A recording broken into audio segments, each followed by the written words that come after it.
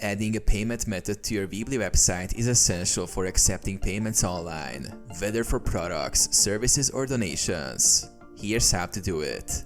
Log into your Weebly account. Go to weebly.com and log in with your credentials. Open your website editor.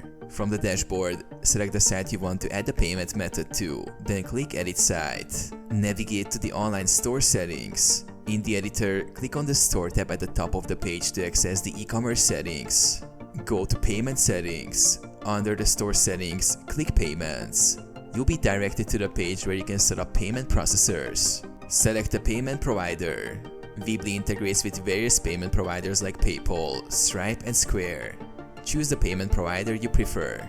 For PayPal, simply click the Connect with PayPal button and log into your PayPal account. For Stripe or Square, follow the prompts to link your account or create a new one.